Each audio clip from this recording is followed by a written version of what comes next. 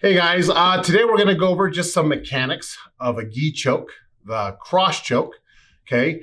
If you want further details on our series of gi chokes and lapel chokes, we're going to put the link in the description, but this is a link to BJJ Fanatics of my professor, Professor Paul Tom.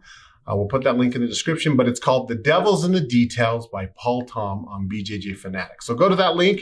You can purchase an entire instructional video on lapel and gi chokes.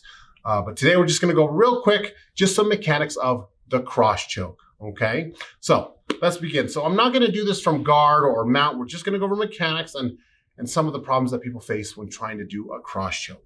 So usually when I'm teaching this to either a beginner or even especially a kids class, I don't jump to a position. I just want their hands to do the correct thing. So let's talk about this. I'm just going to face Tarl here, and we're just going to talk about what we do with our hands, okay? So let's just a little bit this way. All right, so first, getting our hand in the collar. So always teaching the students, open the collar and put your hand in. And one of the mistakes is people just kind of put it shallow, okay? You want to put your hand deep in the collar, almost behind their neck. Basically, if you can touch the tag behind their collar, put it behind their neck, okay? That's the first thing. And then just some different ways of entering the collar choke and depending on how you finish it. So usually when we finish the collar choke, either you're going to have both palms up or you're going to have one palm up and one palm down. Okay, and so entering that is just a little bit different depending on how you want to finish it. So let's go with the both palms up. So we're going to open the collar, put our hand deep inside the collar, and then my second hand is going to go under my first arm. If you try to go both palms up, but you go over your arm, this is going to be too tight and you're going to try to wiggle your hand in. Now it's not even tight. You can tell it's shallow, okay? And then the second thing is when I do go under, one thing that people do that just make it more difficult, I'm not saying it's wrong, is they'll grab this really tight and they'll pull.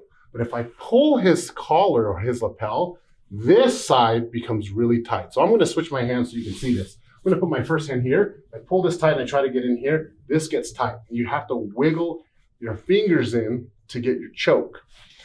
So one thing that you can do to help you, put your first hand in, is make a fist and you kind of punch the air. You just do a little uppercut. By doing this, this loosens the gi, and now I can just come right up, right into the second one. Look at that. Okay? And then the mechanic of finishing the choke is not just your lats, so you'll have people tell them, pull, pull, pull, pull, pull. But it's just your wrist. Use your wrist, and I usually tell my students, it's kind of like casting for fishing or a whip, but it's just using your wrist.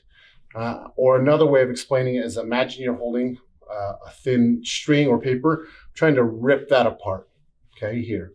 So I'll show you on Tarl. So I put my hand in, I punch up, second hand goes in, and then right here, as I pull them towards me, I'm just gonna cast my wrist and turn my palms up, okay? So just here, turn your palms up, cast, and pull them to you, okay? So that's the mechanic. Okay, let's just go over just real quick the top choke. Okay, if you put your hand in on the behind their neck, and I want to do a choke where my palm is down instead of up, this time I am going to go over my arm. I'm not going to go under. I'm going to go over, okay? And then one thing that will help you here, and this time we're going to angle this way so you can see my backhand, is we need to create material to grab, okay? So how we do that is this one's different. I'm going to put my first hand in, and then here, my backhand, I'm not going to punch up. I'm going to wrist curl, okay? And by doing that, I create all of this material to grab. So I come here, hand goes behind the neck, I curl, and then as I go across to choke, I cast this wrist. Cast it and grab. So when I go to choke, I have all of this room to straighten my wrist and pull it. So remember what I said the mechanics was casting? So one is going to be this way, but your top hand is going to go opposite. So your thumb's kind of coming down. So if you pre-grab it here and my wrist is straight, there's not much pull.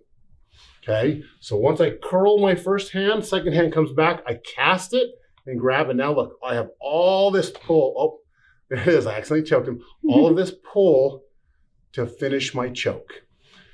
Now, do I use the lats? Absolutely. That's your secondary pressure. So put your hands in, cast your wrist, and then use your lats if you need to, because you're going to have those bigger, stronger guys who just have that adrenaline. They're like, I'm not going to tap. Pull it and hold it and hold it and hold it.